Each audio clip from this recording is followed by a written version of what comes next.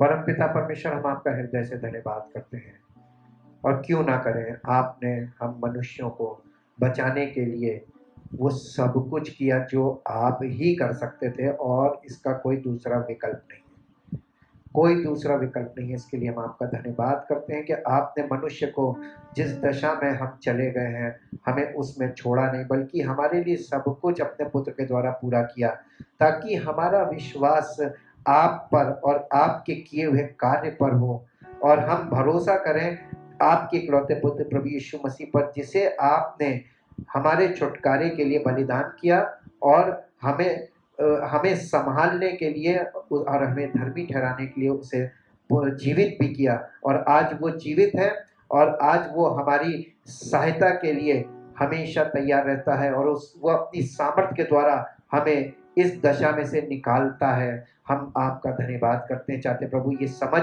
हर मनुष्य में उत्पन्न हो, ताकि वो जीवित और सच्चे परमेश्वर को जाने, उसके इकलौते पुत्र प्रभु यीशु मसीह को जाने, क्योंकि यही अनंत जीवन है, और आपकी योजना और आपकी इच्छा के द्वारा ये कार्य समस्त मानव जाति में हो प्रभु। लेकिन आपने मनुष्य को उसकी इच्छा पे छोड़ा है, जो अपनी इच्छा से चाहेगा उसी के जीवन में आपकी सामर्थ्य प्रकट होगी और कार्य होगा, जो नहीं चाहेगा उसके जीवन में नहीं होगा।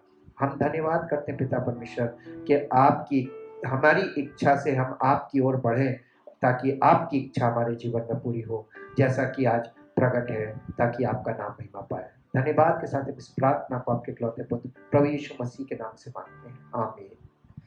सबको जय मसीह की। हम परमेश्वर का धन्यवाद करते हैं, और फिर एक विषय जो जीवन से ही संबंधित है उसे लेकर आए हैं लाइफ के पार्ट 5 में, और इसमें है the source of life. The source of life is soul. प्राण ही मनुष्य का वो हिस्सा है जीवन में जो उसको उसके जीवन का स्रोत है, क्योंकि नीति वचन उसके 4 अध्याय, नीति वचन उसके 4 अध्याय, और उसमें 4 अध्याय के 23 पद में इस प्रकार से लिखा हुआ है, सबसे अधिक अपने मन की रक्षा कर, क्योंकि जीवन का मूल स्रोत वही है। मन कहाँ पाया जाता है? हमारे प्राणों का जो मुख्य हिस्सा है वो है माइंड, जिसे हम मन कहते हैं। लेकिन ये जो सोर्स ऑफ, अब आप इसको इंग्लिश बाइबल में पढ़ेंगे तो वहां पर हार्ट आया है, सबसे अधिक अपने हृदय की रक्षा कर। हार्ट का स्पिरिचुअल मतलब है सोल, और सोल में mind is the important part, क्योंकि वहीं से लाइफ के इश्यूज प्रकट होते हैं, लाइफ के सब मुद्दे वहीं पर पाए जाते हैं हमारे माइंड में। इसलिए heart is spiritually means soul, and soul means mind, will, emotion. ये 3 तरीके से हमारे प्राण में ये 3 भाग होते हैं, और ये 3 भाग हमारे जीवन में हमारे जीवन को चलने में यही 3 पार्ट काम करते हैं जो हमारे सोल के अंदर होते हैं।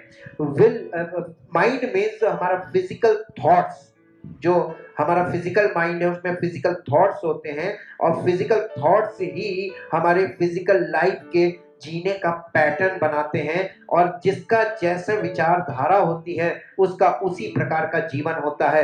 आप जिंदगी को देखकर उसकी विचारधारा को समझ सकते हैं, और उस विचारधारा पे के आधार पर आप उससे बात भी कर सकते हैं। दूसरा है विल। माइंड, जैसी आपकी थॉट्स आपके अंदर पैदा होते हैं, जैसे थॉट्स को आप पसंद करते हैं और जैसे थॉट्स को आप फॉलो करते हैं, उसी प्रकार की आपकी इच्छा होगी। इच्छा वो चीज है जो हमेशा शारीरिक चीजों पर फोकस करने के लिए शारीरिक इच्छा होती है, आत्मिक बातों पे फोकस करने के लिए आत्मिक इच्छा होती है। लेकिन मनुष्य में आत्मिक इच्छा बिल्कुल नहीं पाई जाती है, क्योंकि उसका माइंड उस स्टेट में चला गया, उस अवस्था में चला गया है जहां पर केवल और केवल फिजिकल थॉट्स होते हैं और फिजिकल विल होती है। शारीरिक चीजों की फिराक में लगा रहता है, और 24 आवर्स वो इन्हीं बातों के लिए अपने माइंड को बिजी रखता है, और इन्हीं बातों की इच्छा उसके अंदर डेवलप होती रहती है। और पता कैसे चलता है? Through emotions. इमोशन में क्या चीज रिफ्लेक्शन में आता है? जब फिजिकल माइंड होता है, फिजिकल थॉट्स के अनुसार लाइफ होती है, फिजिकल विल यानी फोकस और physical things. Emotion is always anger, anxiety and depression etcetera. ये जो शरीर का दुष्प्रभाव है, क्योंकि आपके ऊपर प्रेशर बढ़ता जाता है, लाइफ में प्रेशर बढ़ता जाता है, और एंगर ये प्रेशर के कारण है, एंजाइटी प्रेशर के कारण है, और डिप्रेशन। और मालूम है ये तीन पार्ट आपकी मेंटल लाइफ को, इमोशनल लाइफ को और फिजिकल लाइफ को बीमारियों से भर देते हैं। सारी बीमारियों में लगभग इन्हीं चीजों का रूप पाया जाता है, जिससे वो डिसऑर्डर्स हमारे लाइफ में रिवील होते हैं। नीति वचन की पुस्तक उसके 14 अध्याय के 30 पद में इस प्रकार से लिखा हुआ है, हमारा माइंड काम कैसे करता है, क्या काम करता है। लिखा हुआ है 14 अध्याय, नीति वचन 14 अध्याय के 30 पद में, शांत मन तन का जीवन है, परंतु मन के जलने से हड्डियां भी जल जाती हैं। शांत मन, अनडिस्टर्ब माइंड, काम माइंड। आज मैं आपसे सवाल पूछना चाहता हूं, किसका मन शांत है? आज दुनिया में अशांति क्यों फैल रही है? क्योंकि समस्त मानव जाति और उनके माइंड में अशांति है, और अशांत लोग मिलकर क्या करेंगे? अशांति फैलाएंगे। वो अशांति चारों तरफ इसलिए फैल रही है क्योंकि हमारे अंदर अशांति है, हमारा माइंड जो है वो शांत नहीं है, इसलिए हमारे माहौल में अशांति दिख रही है। नीति वचन की पुस्तक उसके 20 अध्याय के 27 पद में लिखा हुआ है, नीति वचन 20 अध्याय और उसके 27 पद में इस प्रकार से लिखा हुआ है, नीति वचन 20:27। यहाँ पर लिखा हुआ है, मनुष्य की आत्मा यहोवा का दीपक है, वो मन की सब बातों की खोज करता है। मनुष्य की आत्मा, जो हमारी आत्मा है। अब आप पूछेंगे मनुष्य की आत्मा क्या है? हमारी आत्मा, सोल मीन्स साइके। साइके का मतलब होता है ह्यूमन स्पिरिट, सोच। हमारी सोच हमारी आत्मा है। जिस प्रकार की हमारे अंदर सोच है वही हमारे अंदर आत्मा है, और ये परमेश्वर का दीपक है। अब आपसे अगर थोड़ी देर के लिए मैं पूछूं कि दीपक दो प्रकार के होते हैं, एक बुझा हुआ और एक जला हुआ। दीपक अगर रोशनी नहीं है तो वो दीपक सिर्फ शोपीस है, और अगर दीपक में रोशनी है तो वो दीपक काम का है। इसलिए परमेश्वर का वचन हमें बताता है कि परमेश्वर, मनुष्य का आत्मा परमेश्वर का दीपक है, यानी हमारी सोच जो है वो परमेश्वर का दीपक है। वही लैंप है, the hardware part, where is the software part. परमेश्वर का आत्मा उसकी ज्योति है। तो आपके पास अगर परमेश्वर का आत्मा नहीं है तो इसका मतलब आपके जीवन में रोशनी नहीं है, और आपके जीवन में अगर रोशनी नहीं है तो आप बुझा हुआ दीपक हैं, और बुझा हुआ दीपक किसी के काम का नहीं होता। इसलिए नीति वचन की पुस्तक उसके 20 अध्याय के 24 और 25 पद में इस प्रकार से लिखा हुआ है, मनुष्य का मार्ग यहोवा की ओर से ठहराया जाता है, आदमी कैसे अपना चलना समझ सके। जो मनुष्य बिना विचारे किसी वस्तु को पवित्र ठहराए और जो मन्नत मानकर पूछ पाछ करने लगे वो फंदे में फंसेगा। आज इंसान की क्या हालत है? किसी भी चीज को जल्दी से पवित्र ठहरा देते हैं, किसी भी चीज को पवित्र मान लेते हैं। ये क्या है? अगर आपके दीपक में रोशनी होती तो आपको दिखाई देता कि पवित्र क्या चीज है और किस चीज को हमें पवित्र कहना चाहिए। हमारे पास डिसर्नमेंट की कमी है। ये 20 अध्याय के 24-25 पद में मैंने देखा कि मनुष्य के माइंड का जो फंक्शन, मेन फंक्शन है, वो मेन फंक्शन है अंडरस्टैंडिंग एंड डिसर्नमेंट। जो उसके अंदर उसकी सोच है उसमें ये दोनों चीजें माइनस इसलिए है क्योंकि वहां परमेश्वर की आत्मा ना होने के कारण ज्योति नहीं है, वो प्रकाश नहीं है, और आत्मिक प्रकाश ना होने के कारण आप चीजों को अपने नजरिए से चेकआउट कर रहे हैं, अपने नजरिए से डिसर्न कर रहे हैं और अपने नजरिए से अंडरस्टैंड कर रहे हैं, और यही चीजें आपकी सोच आपको फंसा रही है। नीति वचन की पुस्तक उसके 21 अध्याय का 2 पद पढ़ेंगे। नीति वचन की पुस्तक 21 अध्याय के 2 पद में इस प्रकार से लिखा हुआ, मनुष्य का सारा चाल चलन अपनी दृष्टि में तो ठीक होता है, परंतु यहोवा मन को जांचता है। आप आप अपने आप को, आज देखिए संसार में हर व्यक्ति अपनी कॉपी खुद जांच रहा है, अपनी लाइफ को खुद डिक्लेयर करता है। सेल्फ डिक्लेरेशन, सेल्फ प्रोफेस, सब लोग अपने आप को प्रोफेस कर रहे हैं, हम ये कर सकते हैं, हम ये हैं, हमारे पास ये है, और अपने अपने मुंह अपनी बड़ाई कर रहे हैं अपने आप को। सेल्फ प्रमोशन भी वही चीज है, सेल्फ असेसमेंट भी वही चीज है। हर व्यक्ति सेल्फिशनेस से भरा हुआ और अपने आप को ऊंचा दिखाने के लिए, अपने आप को सही साबित करने के लिए तमाम लड़ाई झगड़ों का कारण यही है कि मैं सही, सारी दुनिया गलत। और यहाँ पर परमेश्वर के वचन में लिखा हुआ, मनुष्य का सारा चाल चलन अपनी दृष्टि में तो ठीक जान पड़ता है, वो अपनी कॉपी खुद जांच रहा है, और ये सही जांच नहीं है। परमेश्वर का वचन हमको इसीलिए दिया गया है ताकि हम इस आईने में, ये परमेश्वर का वचन हमारे प्राणों के लिए आईने का काम करता है कि हम परमेश्वर की दृष्टिकोण से अपने आप को देखें कि हम कहाँ हैं आज। नीति वचन की पुस्तक 16 अध्याय के 2 पद को पढ़ेंगे। मनुष्य का सारा चाल चलन अपनी दृष्टि में पवित्र ठहरता है, परंतु यहोवा मन को तौलता है। परमेश्वर आपके माइंड को तौलेगा, यानी परमेश्वर आपको जांचेगा कि कितनी उसमें सत्यता है, आपके जीवन में कितनी सत्यता है, आपकी बोली में कितनी सत्यता है, आपके हर कार्य में, इंटेंशन में क्या इंटेंशन से आप कर रहे हैं, तब आपको वहां से रिजल्ट मिलेगा। और आप अपने आप को धर्मी घोषित कर रहे हैं, आप अपने आप को पवित्र घोषित कर रहे हैं, अपने चाल चलन को खुद सेल्फ डिक्लेयर कर रहे हैं कि मैं ये हूं, मैं ये करता हूं, मैं ये करता हूं। ये एक्चुअली आपका मन आपको धोखा दे रहा है, क्योंकि परमेश्वर के वचन में लिखा है मनुष्य का मन जो है वो सबसे अधिक धोखेबाज है, और वो उस हर एक व्यक्ति का उसका मन ही उसको धोखा देता है, क्योंकि वो मन के अनुसार चल रहा है, इसलिए वो अपने आप को धोखे में जी रहा है। इसी को भ्रम का जीवन कहते हैं, भ्रमित जीवन है, और वो अंदर अंदर अपने आप को बहुत घमंड भी महसूस करता है, गर्व महसूस करता है कि मैं तो बहुत धर्मी हूं, अपने अंदर बहुत सेटिस्फैक्शन महसूस करता है, लेकिन विपत्तियों में, समस्याओं में जाकर वो बिखर जाता है, टूट जाता है, और सबके सामने रोने लगता है, बिलखने लगता है। ये दशा इसलिए है क्योंकि उसकी जिन बातों को वो अपने जीवन का आधार मान के चल रहा था, वक्त पे वो काम नहीं आती। इसीलिए परमेश्वर का आत्मा का हमारे जीवन में होना बहुत जरूरी है। नीति वचन 16 अध्याय के 20 से 25 पद को देखेंगे। 16 अध्याय के 20 से 25 पद में यहाँ पर लिखा हुआ है, जो वचन पर मन लगाता वो कल्याण पाता है, और जो यहोवा पर भरोसा रखता है वो धन्य होता है। You are blessed when you study the word of God, heed the word of God, read the word of God and focus the word of God। जब आप परमेश्वर के वचन को ध्यान करते हैं तो आपका कल्याण होता है, क्योंकि परमेश्वर आपके मन में से वो जो गलत धोखे के विचार हैं उनको हटाता है, और परमेश्वर का वचन हमें वो रोशनी देता है ताकि हम अपने आप को परमेश्वर के वचन के अनुसार अपने आप को जांचें। जिसके हृदय में बुद्धि है वो समझ वाला कहलाता है, और मधुर वाणी के द्वारा ज्ञान बढ़ता है। जिसके पास बुद्धि है उसके लिए वो जीवन का सोता है, परंतु मूढ़ों को शिक्षा देना मूढ़ता ही होती है। बुद्धिमान का मन उसके मुंह पर भी बुद्धिमानी प्रकट करता है, और उसके वचन में विद्या रहती है।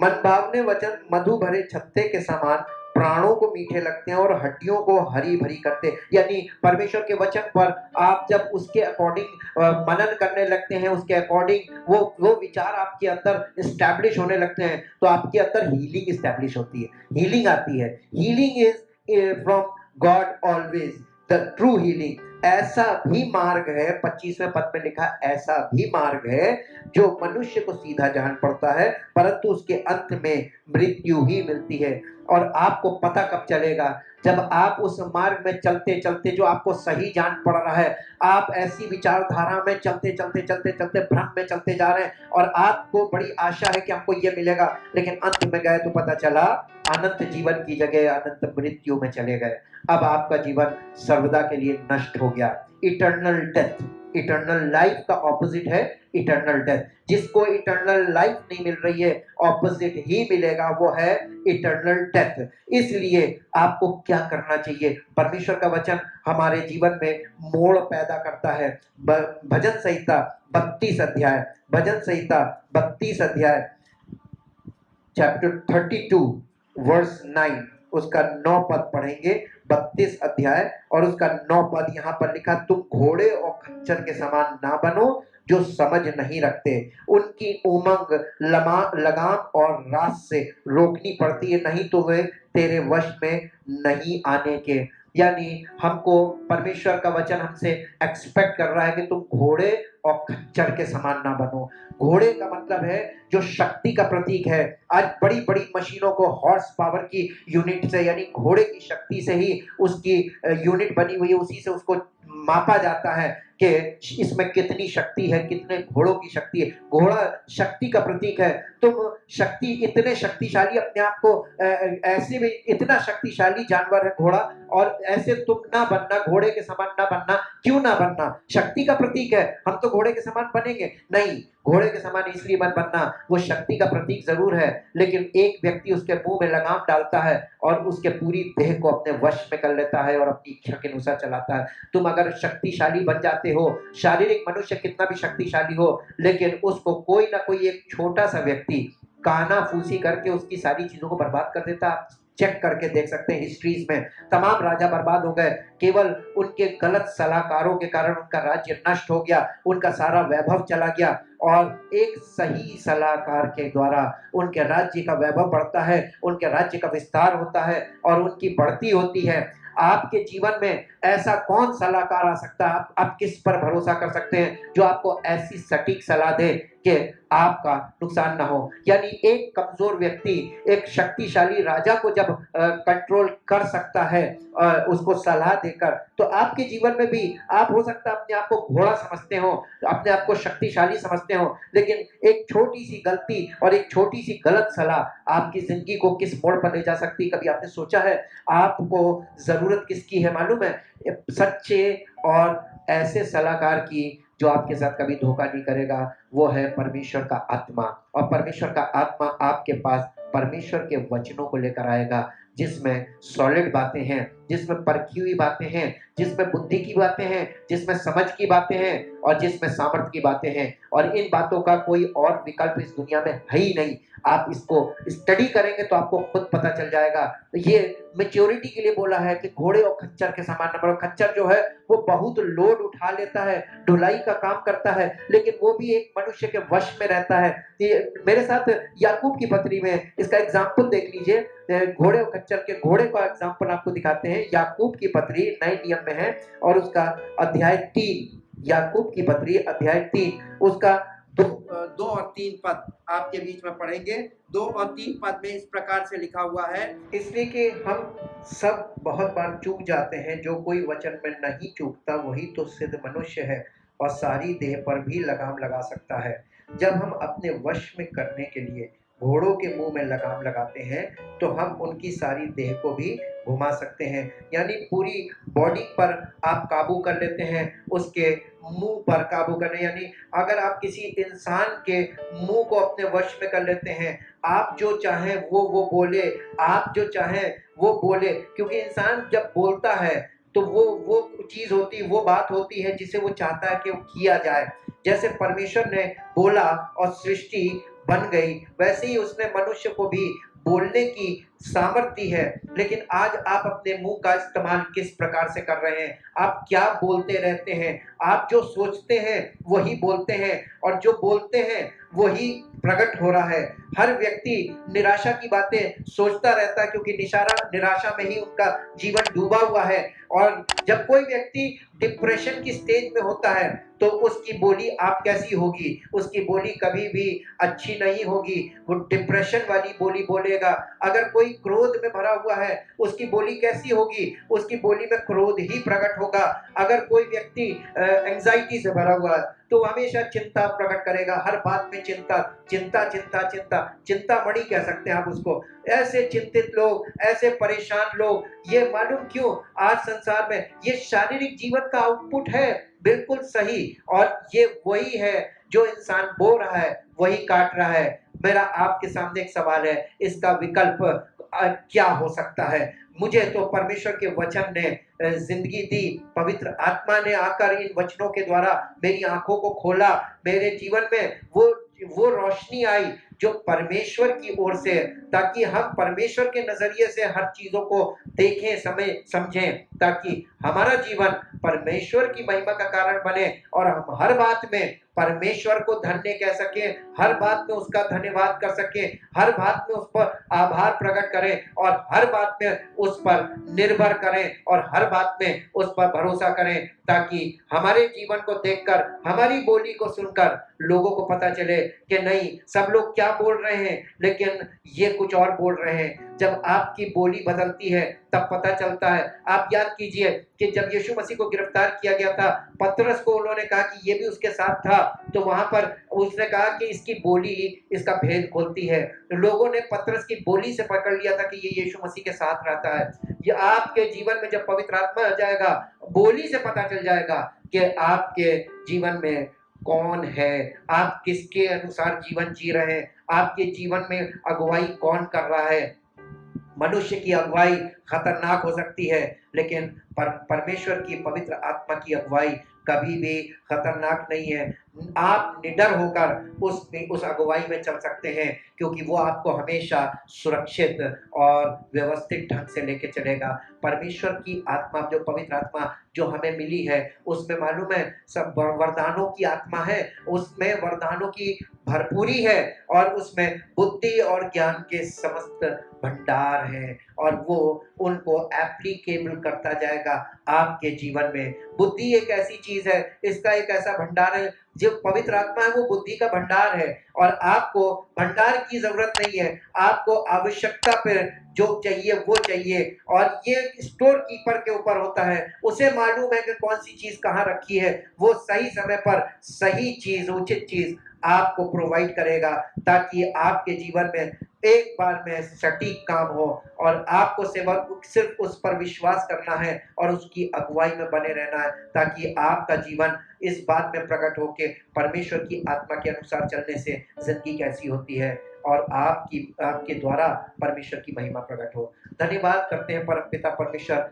आपके महान प्रेम और उस अनुग्रह के लिए जो सब लोगों पे बना रहता है, विशेषकर उन लोगों पर जो पवित्र आत्मा की अगुवाई में चलते हैं, क्योंकि आप उनसे प्रसन्न रहते हैं। आपकी सामर्थ हमेशा उनके जीवन में रेडी रहती है और हमेशा आवश्यकता पड़ने पर आपकी सामर्थ प्रकट होती है। हम धन्यवाद करते हैं। चाहते हैं पिता परमेश्वर, जब इन बातों के अनुसार कोई स्टडी करे, उसके हृदय में पवित्र आत्मा की सामर्थ कार्य करे और उसके हृदय में जिन चीजों की कमी हमारी फिजिकल लाइफ में है, वो बातें आपके वचन के द्वारा और आपकी पवित्र आत्मा की सामर्थ के द्वारा उनके जीवन में पूर्ण हो और उनका जीवन आपकी महिमा का कारण बन सके और आपका नाम उनके जीवन में महिमान्वित होने पाए, आपका राज्य है और आपकी महिमा हो। सारी महिमा आपको देते, इस प्रार्थना को आपके प्रभु यीशु मसीह के नाम से मांगते हैं, आमीन। जय मसीह।